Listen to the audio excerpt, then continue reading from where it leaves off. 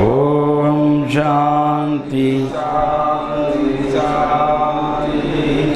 ओम गुरुर्ब्रह्मा गुरुर्विष्णु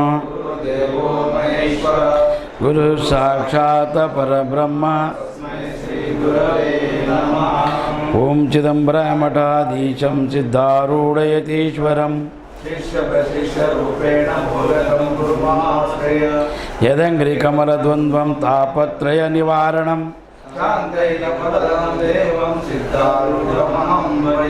सिद्धारूढ़महं भजे। ओम यं ब्रह्म वरुणेन्द्र रुद्रमरुता वेदै सांगै पदक्रमोपनिषद गायन्ति यं सामगाः ध्यान अवस्थित तद्गतेन मानसा यशान्तं नाविदुसुरासुरगणः देवाय तस्मै नमः तस्मै नमः। ओम सरस्वती नमस्तुभ्यं वरदे रूपकामिनी विद्यारंभं करसिं सिद्धिर्भवति मे सदा। बोलने के तुम भी ठीक है। आरूढ़ ज्योति जगत ज्योति जगदगुरु सिद्धार्थ स्वामी जी को अभिवंदन करते हुए प्रातः स्मरणीय श्रद्धेय वंदे आदरणीय सदगुरु भीमाशंकर स्वामी जी को तत्स्वरूपे भगवतानंद सरस्वती महास्वामी जी को अभिवंदन करते हुए परमात्मा स्वरूप गण। तो ये गीता का 6वां अध्याय जो 6 चैप्टर, तो इसमें 20 श्लोक हुआ। तो यहाँ पर भगवान का कहना है कि यथा दीपो निवास्थितो, तो यहाँ पर बोला है कि भगवान जैसा जिस प्रकार वायु रहित स्थान में दीपक स्थित रहता है, हाँ, तो स्थिर रहता है वायु रहित स्थान में। अगर वायु है तो दीप बुझ जाता है। तो वैसा ही तू जो चंचल से ध्यान नहीं कर सकता, जिनका मन चंचल है, चंचलता जिसमें है, वो ध्यान नहीं कर सकता है। तो उसके लिए चित्त को एकाग्रता करके फिर वो ज्योति को परमात्मा स्वरूप समझकर आत्म ज्योति को उसमें मिला हुआ, मतलब उसमें लय हो गया है, ये जीवात्मा परमात्मा में एक हो गया है, ऐसा भावना कर कर भ्रुकुटी में एकाग्रता से दृष्टि रखकर ध्यान चित्त को उसमें स्थिर करना चाहिए, ऐसा कल भगवान कहे। आगे यत्रो परमते चित्तम उदरा निरोध योग सेवया पश्चानात्मानि तुष्यति। योग के अभ्यास से निरोध चित्त जिस अवस्था में उपरम हो जाता है, तो योग के अभ्यास से, तो योगाभ्यास करने से क्या होता है, प्राणायाम अगर वो जो आदमी करता है 3 साल उसके काया शुद्धि हो जाते हैं। 3 साल सतत करना चाहिए 1 घंटे के ऊपर। तो वो कैसा, तो पहला प्रारंभ करने से प्राणायाम, प्राण प्लस आयाम प्राणायाम, तो वो जो पूरक करता है प्राण, वो अंदर जब लेता है तो वो वृद्धि होती है, चेतना बढ़ता है, और जब रुकाते हैं तो प्राण को संचित करता है और आयुष्य वृद्धि होता है, और जब उसको बाहर फेंक देता है, रेचक करते हैं तो वात कफ पित्त मानसिक और भौतिक जो भी बुद्धि में है कल्मश है वो सब निकल जाता है। तो वो इसके लिए प्राणायाम करने से शरीर में शुद्धि और अपना जो हृदय है तो वो अच्छा चलता है, और किडनी का काम भी अच्छा चलता है, और अपचन क्रिया स्वस्थ रहता है। तो इसके लिए वो पचन होने के बाद भोजन अगर पच जाए तो रोग नहीं आता है। भोजन नहीं पचा सब रोग होता है, सब रोग का कारण पेट है। तो ये पेट को और प्राणवायु को जो पचाने वाला क्रिया है, प्राण अपान समान व्यान उदान, वो पंच प्राण उसका ये रक्षण करते हैं जीव शरीर को। तो इसके लिए उनको स्थिर करना, उनको यथा योग्य स्थिति में चलाना, उसका नाम है प्राणायाम। और ये जो आदमी ये करता है योगाभ्यास, तो शरीर मानसिक से स्वास्थ्य, बुद्धि में कल्मश क्रोध काम वो सब नहीं रहते, स्वच्छ और निश्चल आदमी बन जाता है। मन से संकल्पवान बनते, जो भी संकल्प करते हैं पूरा करता है, फिर शरीर स्वास्थ्य रहता है उसको। फिर उसमें तो इसके लिए योग अभ्यास निरोध चित्ता जिस अवस्था में उपरम हो जाता है, और जिस अवस्था में परमात्मा के ध्यान से शुद्ध हुआ सूक्ष्म बुद्धि द्वारा, तो ये सब शरीर शुद्धि, मन शुद्धि, बुद्धि शुद्धि होने के बाद फिर वो परमात्मा ध्यान में वो शुद्ध हो जाता है। फिर सूक्ष्म बुद्धि द्वारा परमात्मा को साक्षात्कार करता है। जो चैतन्य हैं, जो अंश के रूप में हैं, तो वो जीवात्मा को प्रकाश के रूप में वो देखता है। तो बिंदु के रूप में, प्रकाश के रूप में दिखता है। वास्तविक आत्मा को कोई देख नहीं सकता, और परमात्मा को देखेगा ऐसा नहीं होता है। नाम और रूप चैतन्य, ये नाम रूपधारी देवता को आप वश कर सकता है। आप और प्रेतवादी है, प्रेत उपासक है तो भूत प्रेत को वश कर सकता है। आप यक्ष का उपासक है तो यक्ष को प्रसन्न कर सकता है। आप देवी देवता को उपासक है, उपासक रत्न हैं, उपासना करके वाम मार्ग दक्षिण मार्ग से नाम रूप वाला देवी देवता को वश कर सकता है। चैतन्य निर्गुण निराकार परमात्मा आपको प्रकाश से ज्ञान से जाना जा सकता है, दूसरा कोई उपाय नहीं है। और उसको देखने का भी चेष्टा, वही देख रहे, फिर उसको देखना द्वैत होता है, और उसको वही नहीं देख सकते, वही उसको देख लिया तो वो द्वैत में आ जाएगा, अद्वैत सिद्ध नहीं होता। और आत्मा दो कैसा बना, परमात्मा एक है, दो कैसा हुआ, ऐसा संशय शास्त्र में, ईश्वर पे, भक्त में, सब में आ जाता है। इसके लिए ईश्वर को क्या बोला है, मौनम बोला है, बोल नहीं सकता। इंद्रिय द्वारा ये आपको बोलेगा। अगर वो खुद बोलने आया, भक्तों को दर्शन दिया है, रामदास को दिया है, हाँ, हनुमान रामदास को राम ने दिया है, हनुमान दास को दिया है, तुलसीदास को दिया है, हाँ, पुरंदरदास को कृष्ण ने दिया है। ऐसा देवी रामकृष्ण परमहंस को देवी ने वर दिया है, शिव जी दिया है सिद्धार्थ स्वामी को। तो वो नाम और रूप चेत जो है, आपका ध्यान भ्रुकुटी में जब है, यहाँ पर सगुणा का आप उसका दर्शन कर सकते हैं, लोक लोकांतर भ्रमण कर सकता है, और प्रेत से, आत्मा से संवाद कर सकता है। तो कुंडलिनी जागृत होकर त्रिनेत्र सिद्ध हो जाएगा, तो साधना हो सकता है उधर तक जाने के लिए सगुण में। और वो सगुण दृश्य रूप जो नाशवान है, और वो दृश्य भी कितना दिन आप तपस्या किए नीति से है, उतना ही फल देगा। ज़्यादा और हो रहे, ज़्यादा आपका कामना बढ़ गया, आप अगर गलत यूज़ कर रहे तो नहीं देता है। मगर ये तो निर्गुण निराकार है, सर्वोपरि सर्वश्रेष्ठ है। तो ये बुद्धि द्वारा परमात्मा साक्षात्कार करता हुआ सच्चिदानंद घन, और ये कृष्ण परमात्मा बता रहे परमात्मा करके, और कृष्ण परमात्मा व्यक्ति के रूप में हैं, सगुण रूप है, साकार मूर्ति, और निर्गुण निराकार के बारे में बता रहे। इसके लिए द्वैत भाव ना, ये कृष्णा इस्कॉन में क्या हो गया भेद, कृष्णा को परमात्मा, ठीक है, परमात्मा का स्वरूप है, परमात्मा है, ज्ञानी है और अवतारी है, पर उन्होंने वेदों में बताए हुए धर्म को, वेदों में बताए हुए ज्ञान को बताया है, पर इन लोग ऐसे नहीं जाना, इन लोग उनको ही माना, ये भक्त बांध दिया उनको। इसके लिए ये गीता समझ में नहीं आया। प्रत्येक अपना अपना दृष्टि से और अपना अपना बुद्धि से जान लिया, और ठीक है बुद्धि भिन्न होने दो, ज्ञान एक होना चाहिए ना। जितना बुद्धि उतना भिन्न ज्ञान हो गया, जितना सर है उतना भिन्नता आ गया। मुंडे मुंडे मतम भिन्ना, जितना मुंडी उतना मत हो गया। हाँ, तो इसके लिए ये गीता द्वैत के अनुसार नहीं जान रहे कोई। और शंकराचार्य भी बताया, तो उनका शिष्य परम शिष्य माधवा रामन, उन्होंने नहीं जाना, ये सामान्य लोग क्या जानेगा। तो जगत गुरु बने उन लोग भी समझ में आए नहीं, और इन लोग क्या समझेगा। तो इसके लिए परमात्मा को साक्षात करते करेगा।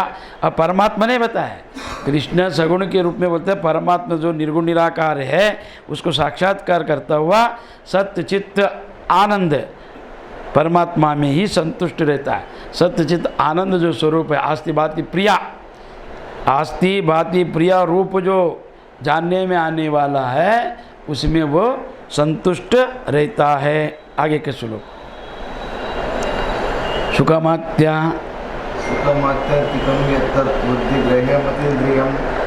वेति यत्र न चैवायं स्थिता चलिता तत्वतः। तो आप भी पढ़ो। इंद्रियों से अतीत केवल शुद्ध व सूक्ष्म बुद्धि द्वारा, तो इंद्रियों से अतीत केवल शुद्ध व सूक्ष्म बुद्धि द्वारा, इंद्रियों से जो जाना जाता है उसको बोलते हैं इंद्रियजन्य ज्ञान, वासना ज्ञान, प्रेरित ज्ञान, मन का ज्ञान या बुद्धि का ज्ञान।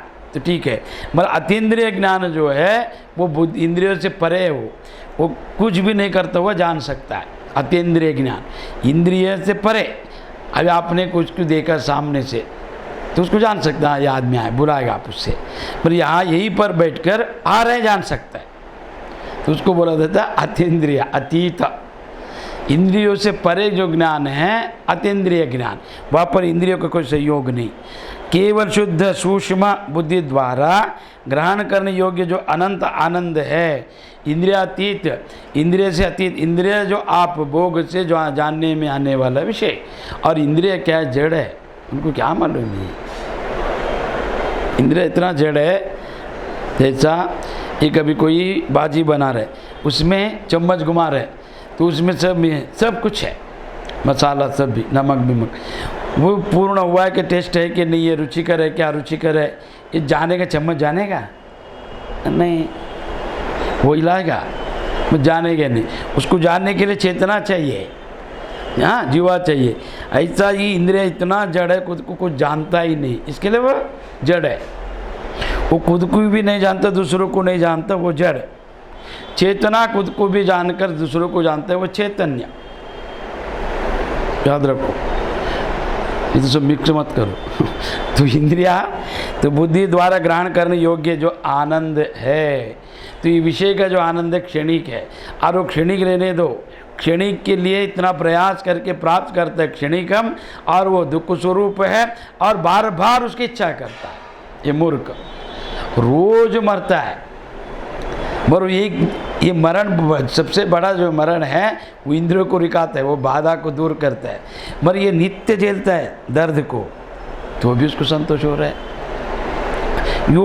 जो आनंद है उसको पता नहीं है, परमात्मा का जो आनंद है विषयानंद से बड़ा है, तो वो नहीं चाहता है वो। तो इसके लिए बुद्धि द्वारा ग्रहण करने योग्य जो आनंद है, अनंत आनंद है, उसको जिस अवस्था में अनुभव करता है और जिस अवस्था में स्थित है योगी परमात्मा के स्वरूप से विचलित होता नहीं है।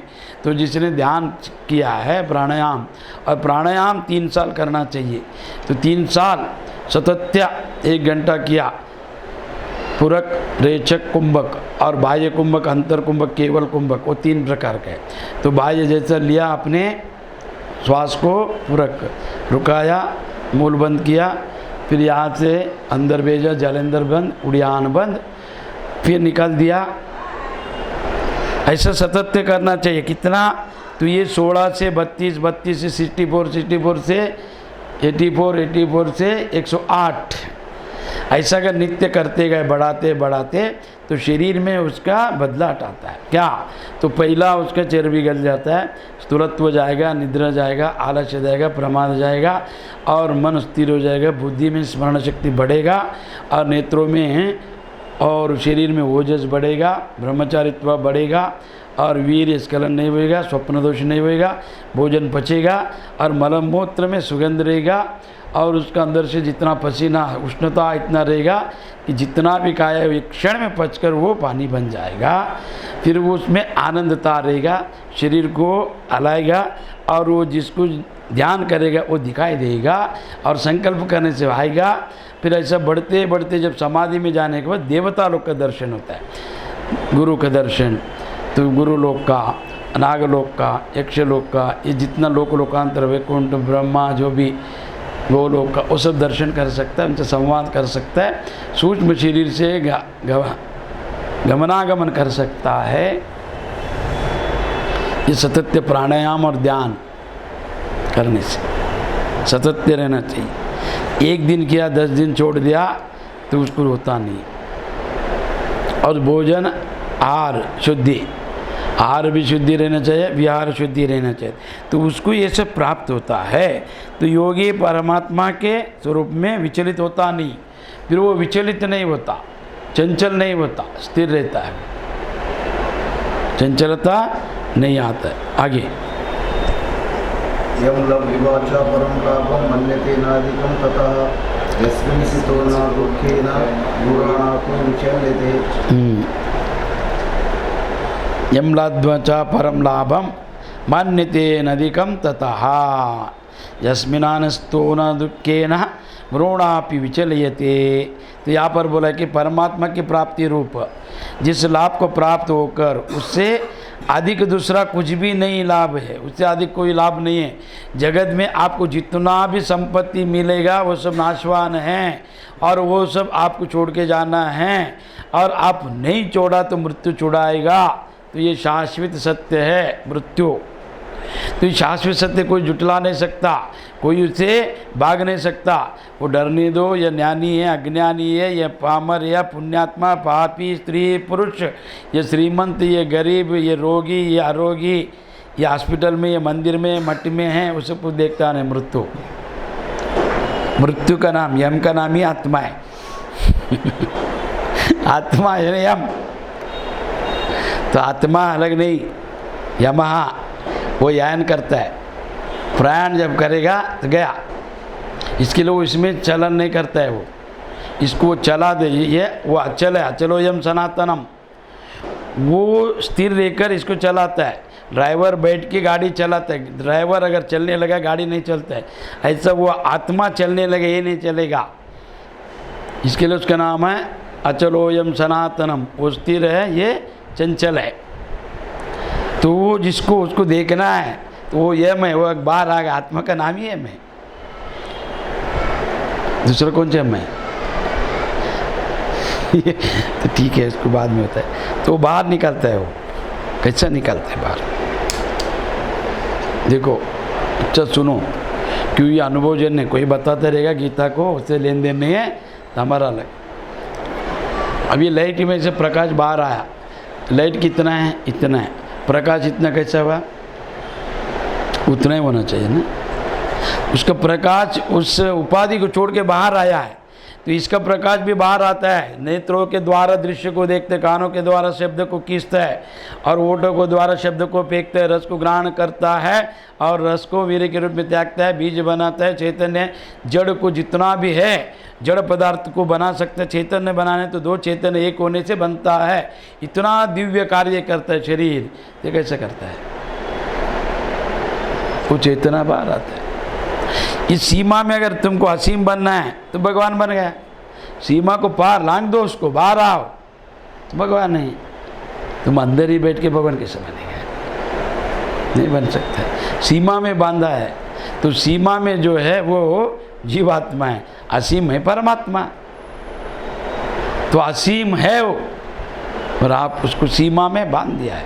तो जैसा घटाकाश जो घट में स्थित है, तो उसको देखने से क्या पता चलता है आपको? उपाधि के कारण उतना ही है, नहीं नहीं, वो बड़ा है, घट में भी, मठ में भी, और महाकाश है।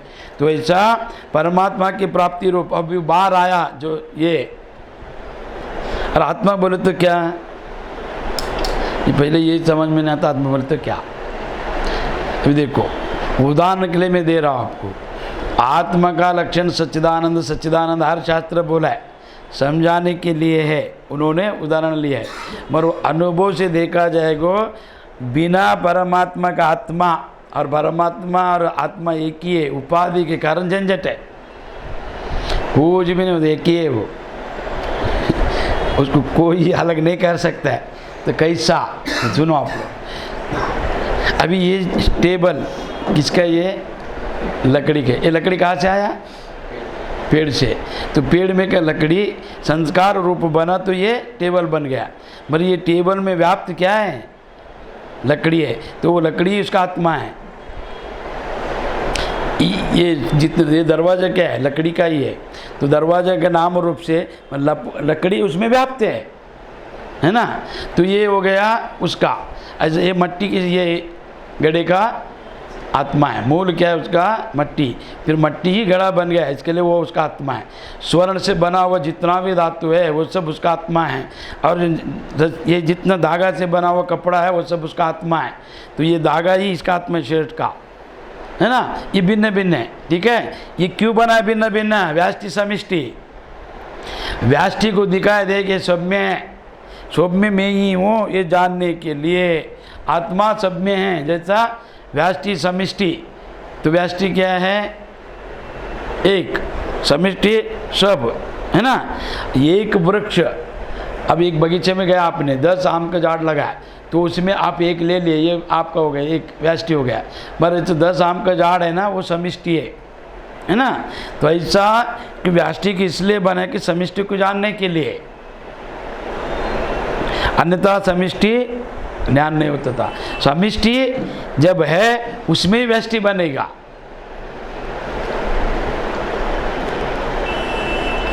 फिर वो वही इसमें है, और ये इसके लिए उससे अलग क्यों किया, तो उसको जानने के लिए, नहीं तो नहीं जान सकते। तो ऐसा वृक्षों का, ये लकड़ी का जितना भी पदार्थ है उसका आत्मा कौन है, लकड़ी से बना दरवाजा, टेबल जो भी है वो लकड़ी ही उसका आत्मा है।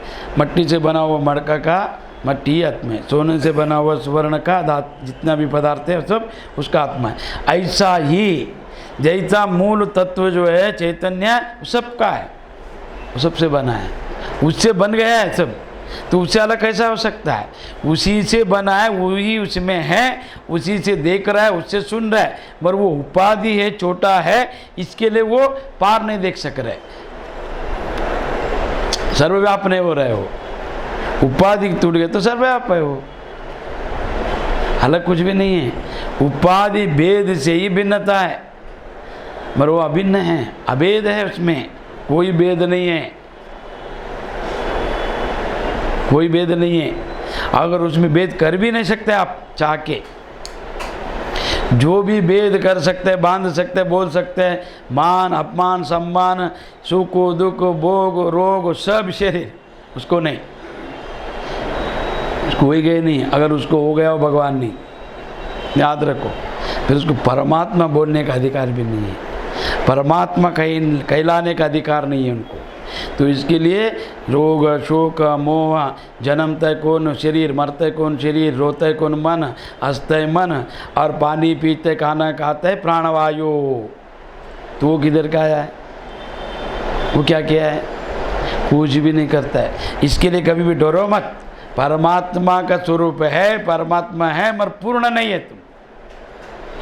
परमात्मा है, पुरुष है, पूर्णत्व है, पूर्णत्व प्राप्ति के लिए जन्म हुआ है, मगर उपाधि के कारण सब भेद है, सब झंझट।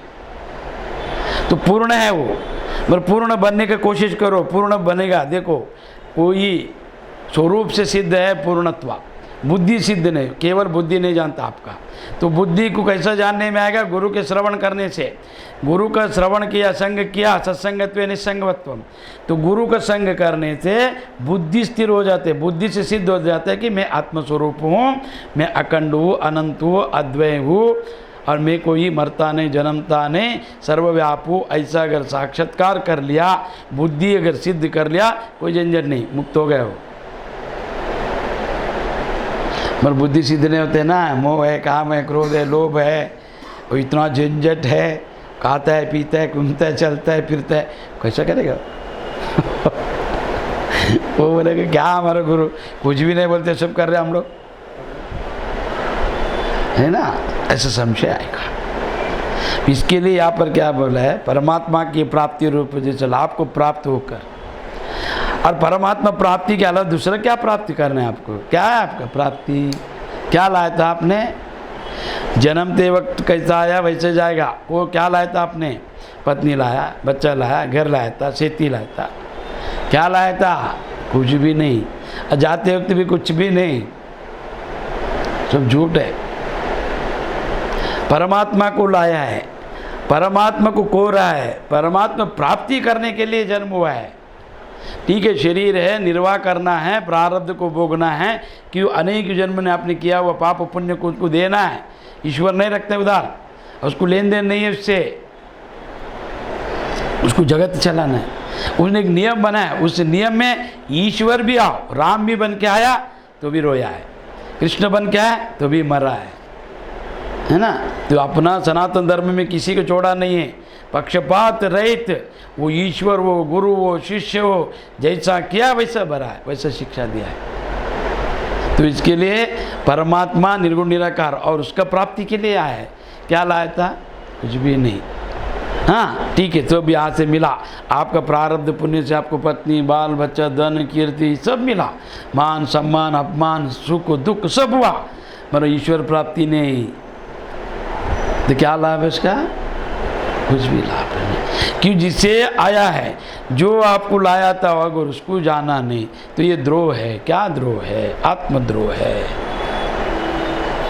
फिर आत्मद्रोह करके आत्महत्या कर लिया उसने, वो तो अनजाने में मरते वो अलग है, पर इसने जाना नहीं, इसने भी आत्म का आहुति किया है, इसने कुछ ये नहीं किया है, ठीक है, इतने घर राजा बना रहेगा, सब कुछ रहेगा उसके पास, पर स्वरूप का बोध नहीं है, तो इसके लिए उसको व्यर्थ बोलो जन्म को।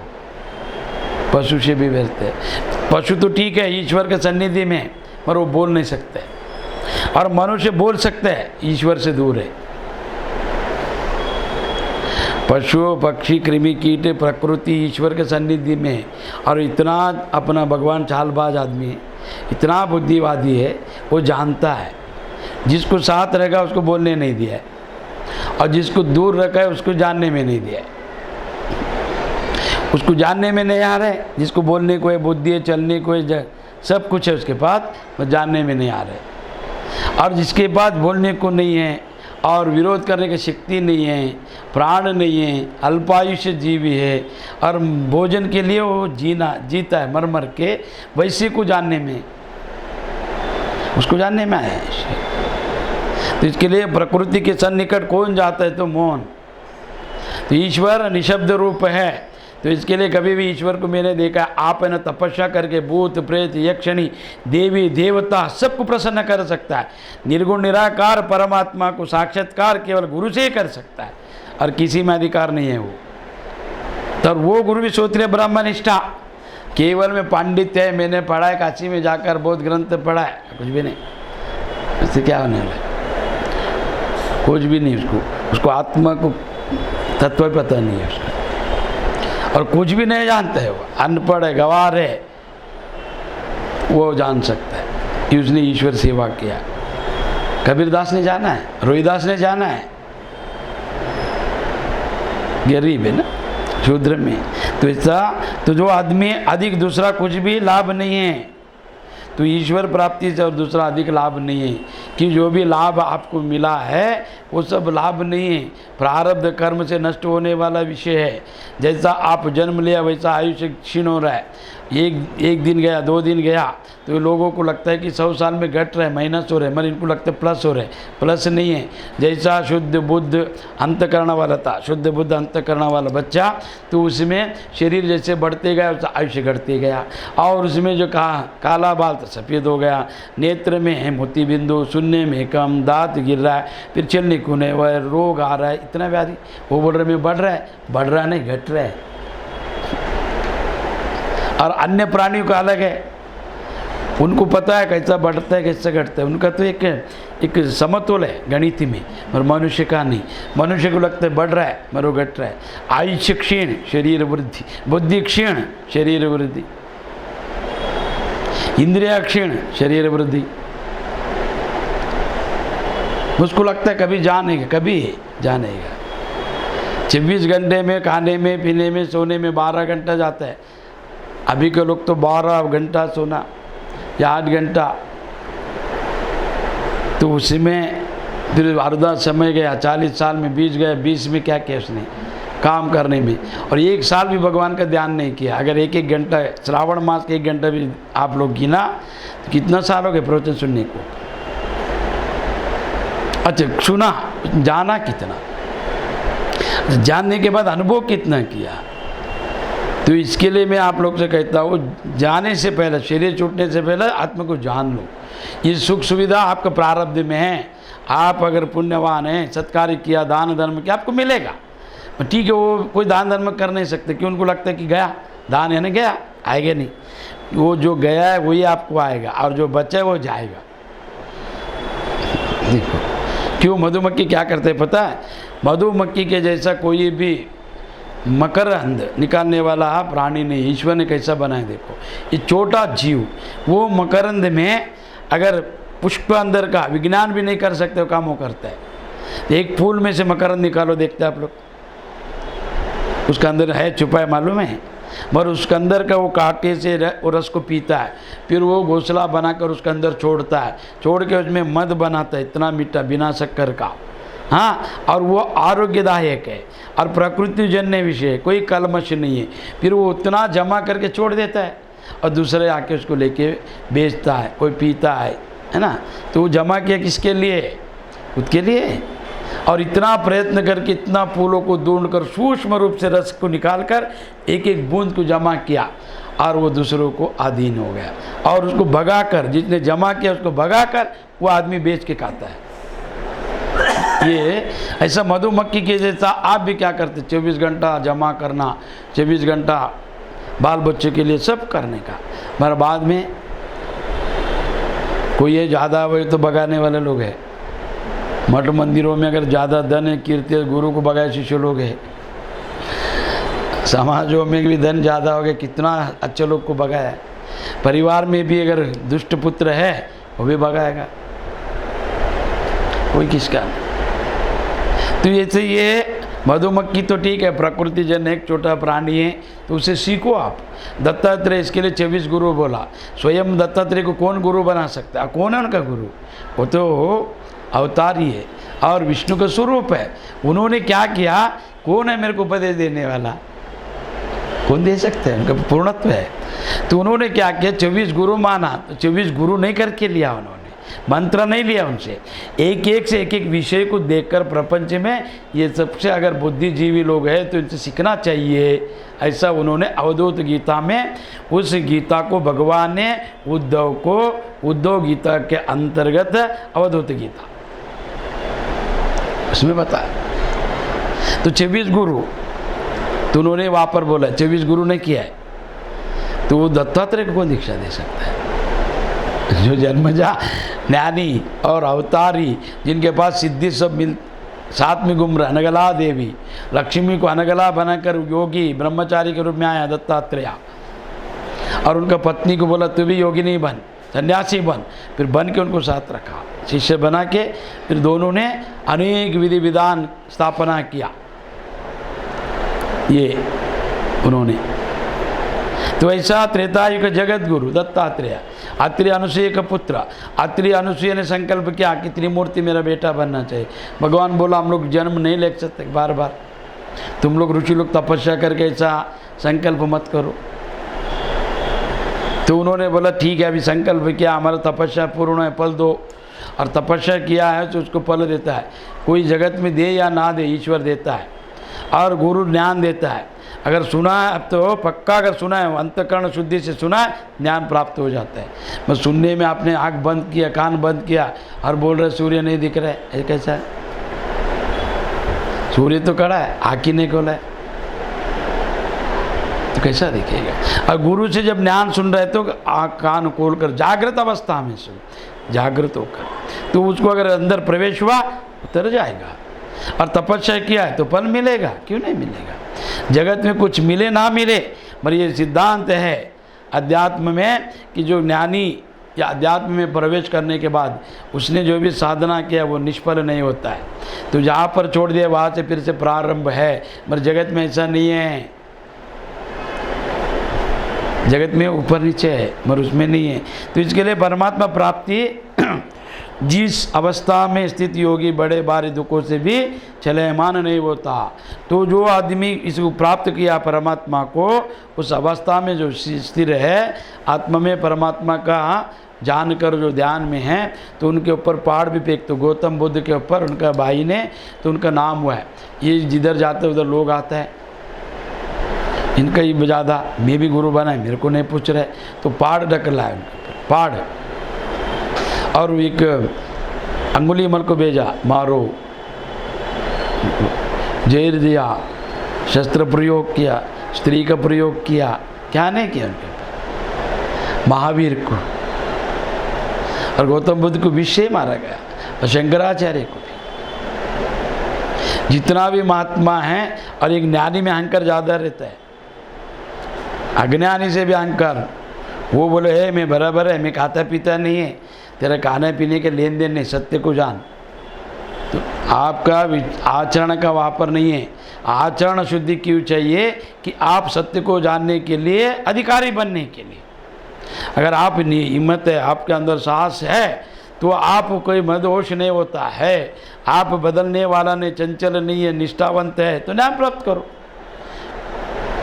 वहाँ पर ये नहीं है। नियम किसके लिए बना है? अब चल सकता है, उतना पावर है आप में, बल है आप में, बुद्धि है, स्थिरत्व है, आप चलयमान नहीं होएगा, चंचल नहीं होएगा तो चलेगा।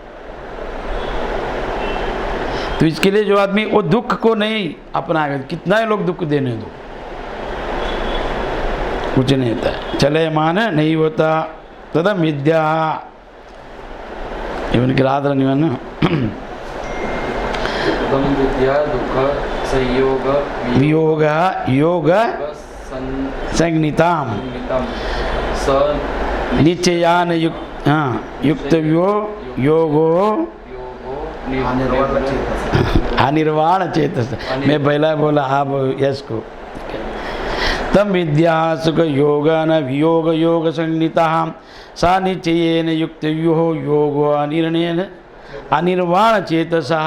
तो ऐसे बोला जो दुख रूप संसार के योग से संयोग से रहित है, तो दुख संसार के संयोग से रहित, दुख जिससे होता है संसार से, संसार संयोग से तो होता है, उसके रहित जो है संसार, यानी जो तीन अवस्था, तीन देया, तीन जीव जहाँ पर व्यवहार करते हैं उसका नाम है प्रपंच। और ये प्रपंच में व्यवहार करते हैं तीन जीव को, तीन देय को, तीन अवस्था को लेकर, जागृत स्वप्न सुषुप्ति, स्थूला सूक्ष्म कारणा विश्व तेज प्रज्ञा। कि विश्व जानता है किसको? जागृत अवस्था को। विश्व तेज किसको जानते हैं? स्वप्नावस्था को। विश्व तेज प्रज्ञ किसको जानते हैं? निद्रावस्था को। तो तीन अवस्था को जानने वाला। स्थूला सूक्ष्म कारण, स्थूल क्या है? दिखने वाला, सूक्ष्म अंदर, उससे अंदर कारण। जागृत अवस्था जो पूरा दिन भर देखता है, स्वप्नावस्था, सुषुप्ति, ये 9 अवस्था को जो आदमी क्रिया रूप रहता है उसका नाम है प्रपंच। पंच ज्ञानेन्द्र, ये क्या है? पंच विषय को इससे अनुभव करता है, उसका नाम है प्रपंच। मेरे प्रपंच में रहकर जो संसार तिथि संसार जो नीचे आता है, घटते जा रहा है। देखो शरीर बढ़ रहा है मगर आयुष्य क्षीण हो रहा है ना, माइनस हो रहा है, तो ये माइनस का नाम संसार है। ये संसार के संयोग से दुख होता है। अभी बर्फ को आपने देखो, जल तरल है ना, जल, उसको आप 100 डिग्री का ठंडा, 100 डिग्री का टेम्परेचर में फ्रिज में डाल के रखा, बाटली में भरकर पानी, वो क्या होगा? बर्फ बन जाएगा। अच्छा सुनो, फिर वही पानी को 100 डिग्री तापमान में, उष्णता में रखने से बाष्पीभवन हो जाता है।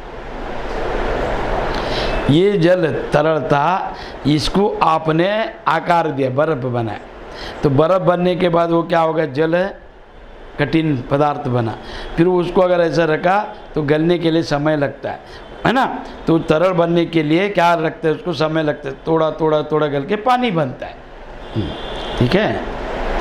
और वही पानी को हवा से आप अग्नि के अंदर रखा, वो क्या होगा? बाष्पीभवन हो जाएगा। ऐसे ये जीवात्मा तरल है, सब में एक जैसा है, वो आदमी बर्फ बनाता है इसको। फिर वो बर्फ बनने के बाद नाम रूप से दिखाई देता है ना। तो वो कर्मजन्य है, कर्म करने वाला, उसका सोच संचित। अगर बाष्पीभवन होना है, मोक्ष प्राप्त करना है, तो वही पानी को 100 डिग्री का अग्नि के ऊपर रखने से, टोप में देखो आप, जल भर के रखो, वो बाष्पीभवन होता है। जल तक किधर गया? ऊपर उड़ गया, उसका नाम है मोक्ष। वो मोक्ष है, ये बंधन है।